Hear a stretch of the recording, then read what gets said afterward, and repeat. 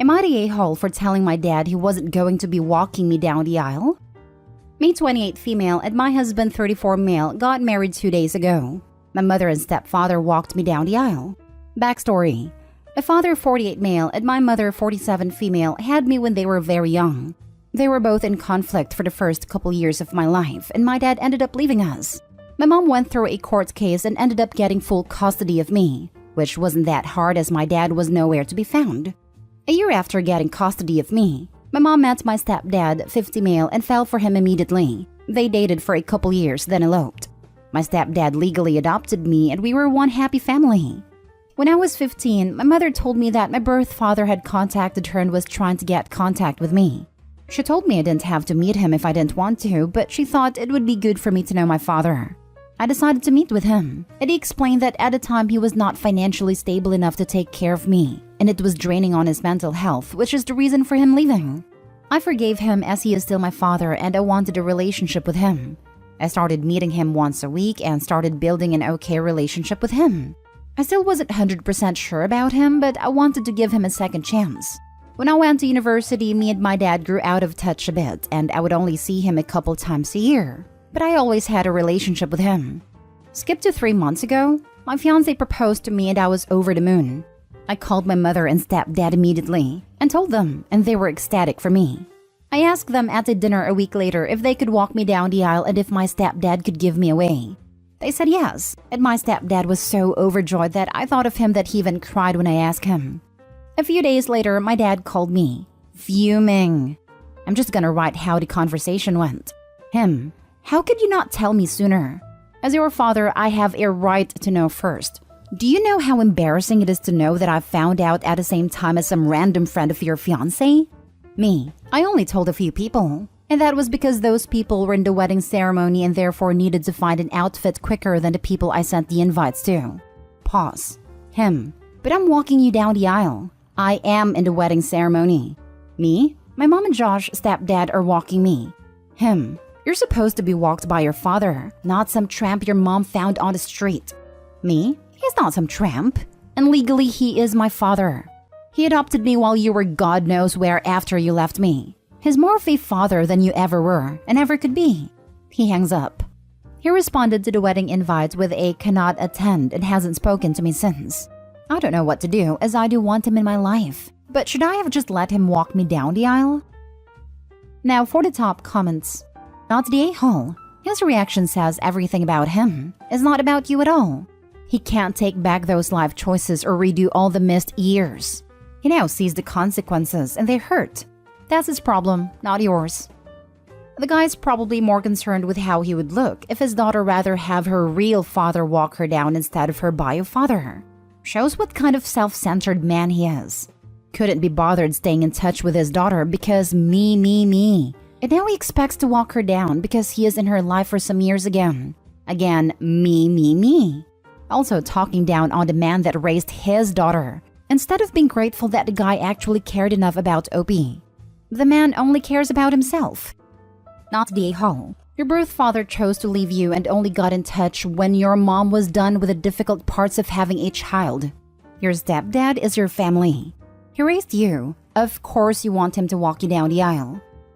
Agreed. I have a cousin who justified leaving his wife and infant daughter with similar logic. The financial pressure was too much and messing with his mental health. He treated his family like a gym membership he couldn't afford and just canceled it. This cousin is the most obvious narcissist I know. I know a few who I think are more toxic/dangerous but less obvious about it. So it's no surprise Opie's dad is a self-centered a-hole.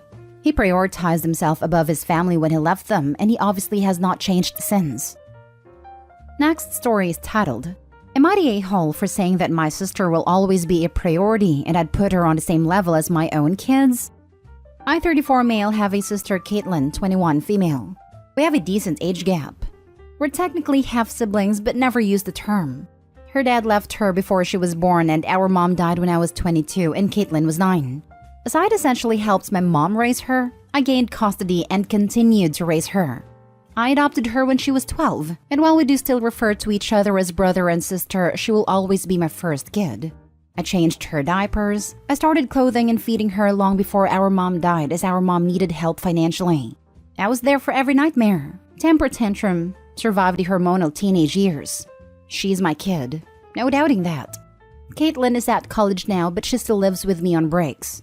I've been dating my current girlfriend, Abby, 32 female, for 8 months now. We've began talking about the future, what we see for ourselves, etc. I mentioned that it was important to me that Caitlin always had a home with me, that I'd always want a room set aside for her, etc. Abby was somewhat hesitant and asked why. I told her that if anything happened, I'd want Caitlin to have a safe place to land. Abby doesn't like that. She asked what happens when we have kids. I said I could care for all of them, but Caitlin is my first kid and should be a priority. Same as the rest. I do the same for any kid we had.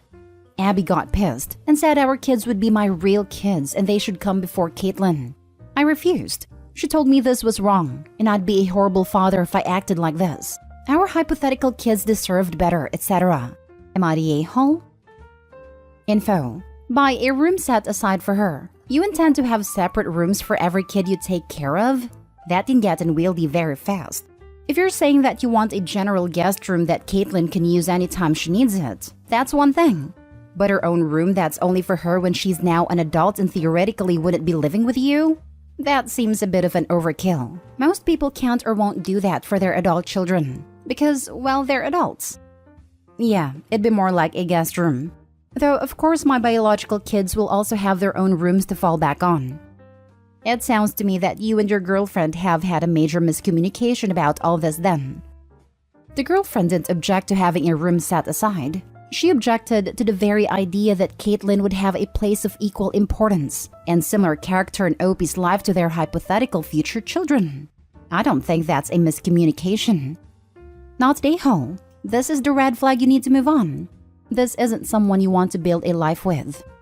Here's the thing. Opie really needs to think through what does it mean to have a room dedicated to an adult. Not now, but at some point, in your home. I understand the desire to make sure she always has somewhere to go. But buying a 3-bedroom home is different from buying a 4 or 5 depending on kids and life in general. Many people use bedrooms as offices. At some point, there has to be some sort of reasonable balance and expectation that little sister is responsible for and can manage her own life. I'm still going with the not a-hole because of the whole real kids thing. Particularly in an 8-month relationship. It screams no compassion. However, I still think Opie needs to think more broadly and longer term. Lots of people have guest rooms though. Mine also doubles as a crafting room, etc. But if my adult kid needs it, it will always be theirs.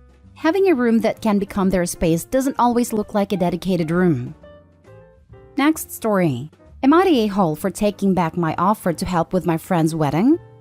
Last year, my friend Jess, 35 female, finally got engaged to the man she's been dating for the past 15 years. We live in a high cost of living city and Jess's finances have always been very tight. Her wedding budget was $5,000. It's workable since she works in catering and has connections and her fiancé's family has a house with a big yard. I offered to take pictures for free. I'm an amateur photographer with a basic gear and a background in photojournalism. I'm not going to be hired to shoot for Martha Stewart's weddings, but I would have provided some nice pictures. Jess turned me down, citing my lack of a wedding portfolio. I thought that maybe she or her fiancé had access to someone with more experience, and I ignored her unusually snotty tone when she said thanks but no thanks. Fast forward to last Thursday, Jess calls me in tears because she does not have a photographer. Neither she nor her fiancé know anyone else, and she doesn't want to count on guests' camera photos. She asked if I can take pictures. I was more than happy to do so at the wedding and reception, but she wanted me to shoot the whole day. Her getting ready, traveling to the venue, the wedding ceremony, and her fiancé leaving the reception. I said I had other commitments that morning, but reiterated that I could show up an hour before the wedding to get some before shots and take photos at the ceremony and reception, including the usual post photos, family, wedding party, etc. She said I could either take photos for the entire day or not bother even coming to the wedding as a guest. She got married this past Saturday and I wasn't there. Am I the a-hole? Now for the top comments. Not the a-hole. She just wanted to use you as a last resort. She didn't consider your feelings or life at all. I don't think Jess is a friend to you.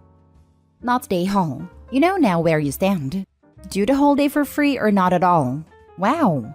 Congratulations for standing up for yourself. Just think of the lack of gratitude and criticism of the pictures you would have taken. You dodged a bullet. I'm so sorry. Huge bullet dodged. Sounds like this was a pretty poorly organized event given that bride was scrambling for something as important as a photographer last minute. Bet there were similar problems with the food and drinks given the low budget and poor planning. Opie saved herself time and gift money by not going to this miserable wedding. I don't think there even was another photographer. The bride probably planned on doing this all along to get free emergency photography from someone who had spent time and money investing in it. Reddit may have skewed my viewpoint though, not the a-hole. Let me see if I understand this correctly. So you offered to do her whole wedding for free and she said no, only to call last minute and demand you come and work a full day. Worst yet, when you offered to do your best, she rescinds the invitation to the wedding because your insanely free offer isn't good enough? Yeah, this isn't an AITA question. This is a why the heck was this person considered a friend to begin with question. Not the a-hole and please get better friends. You seem like you deserve some great ones. This is honestly the one moment of a-holery in all of our years of friendship. You know how stuff like this happens, and when you think back you realize, oh yeah, there was also that time, and that time too. There isn't any of that in our history. Until now, she's been a thoughtful, kind, and a good friend. So it's easy to think the stress might have gotten to her. Well, you're the only one who can decide how important it is to keep her in your life. If it were me and we were really good friends, I'd give her a couple weeks and reach out for lunch. Talk about what happened and how it hurt you. And what's worse is that because of it, you didn't get to share that day with her. See how she responds. But she owes you a huge apology. She might come to her senses and reach out, and she might not. Or she might be too ashamed to reach out. But again, it's really up to you how much you want to put into salvaging the friendship. You're certainly not the a-hole, and you're the one who's been wronged here. I think I'll give this 2 weeks. If she reaches out to me to talk, I'll definitely meet up with her. I'll figure out how I feel about reaching out if I don't hear from her in that time though. Now, for the last story. Am I the a-hole for helping my sister elope and giving her my grandmother's special ring? Some background to help understand the family dynamic. My 22, parents aren't understanding people. Dad, 57, is significantly worse. He thinks his way is the correct way and we always need to learn from him. He's very, very close to his siblings, especially my Uncle Peter, 60, and always likes to take their opinions. I have a sister, Laura, 28. She's amazing, but kind of soft and gets emotional pretty easy. Growing up, my parents were manipulative and borderline emotionally abusive towards her. And I think she also tried to shelter me in a way, so my experiences growing up were quite different from hers. I thought she was just a drama queen and didn't realize until I got older. I'd say mom has changed and tries to be supportive now, but dad's still good old dad. Me and Laura are close, but she's not as close to our parents, especially dad, but she still talks to them. My grams, dad's mom, gave me a ring as a gift for my 18th, which granddad had gifted her a long time back. It's not worth a lot, but definitely a special piece. Okay, now to the issue at hand. A couple years back, Laura went on a date or two with a guy Harry, 30 I think, but nothing came of it. Fast forward to now, it turns out this guy Harry is from a very upper-class family, and Uncle Peter is friends with his dad. I guess at one point Harry mentioned to him that he went on a date with Laura and Peter and his wife pretty much lost their minds, trying to get them back together and other nonsense. Meanwhile, Laura's been with Jack, 34, for over a year now and they are serious. Dad, of course, sat Laura down to convince her that Harry is the one. Also a side note, it's not like Jack is unemployed or something. He's an attorney and has a good background. I know there was a massive argument between all of them after Laura found out that Dad had literally gone to Jack and told him to leave her. Jack brought up the idea of eloping. I encouraged it, and Laura agreed. Me and a few others from Jack's side helped them set up everything and get a marriage license, and I gave Laura Graham's ring as a happy elopement gift. I did tell Mom vague details on what was going on, but Dad and Peter and company found out a few days ago. It's been a mess since then. Apparently, Uncle Peter's embarrassed and doesn't have face in front of Harry and his family. Dad's upset at me for helping them, but more so because I gave Graham's special ring for something like this. He said one of us could have at least told them beforehand and not created the situation now. I won't even get started on what's going on within the extended family. Was I the a-hole for helping them elope and also give Graham's ring away? Some people are saying I shouldn't have brought myself into Laura's drama, and my aunt actually said giving the ring away was the same as stealing it. Am I the a-hole for helping my sister elope and giving her my grandmother's special ring? You are a great sibling, not the a-hole. See also, am I the a-hole for making sure that at least one member of my sister's family cares about her as a human being and not just a way to consolidate power with another family? Not the a-hole, it was gifted to you. Sounds like a family heirloom, but seeing as Laura is your sister, it stays in the family too. It's way less risky to gift heirloom jewelry to the women in the family. I'll never understand a passing to the male side, and then there's major drama after a divorce. It's also the tradition for a reason. Women were gifted jewelry as a way to run if they needed to. Until recently, jewelry didn't go down in value after it was purchased like modern engagement rings. Women were given jewels because they are light, transportable, and generally considered one of the few things that actually belonged to her. I mean, not they had to help them. They were going to do it anyway, and all people here have been adults for a long time now. Also, the ring is yours and you are giving it to stay in the family, not to someone from the outside. I'm wondering though in which century you are all living, in which a dad tries to arrange a marriage and the only way out your sister and her boyfriend can think of is eloping. I'm assuming because of the names, and no note saying English is not your first language, that you are living in an English-speaking country, so arranged marriages are not a thing. I mean, we live in the 21st century, but my dad and his family probably live in the 15th. They've always been all about status and stuff.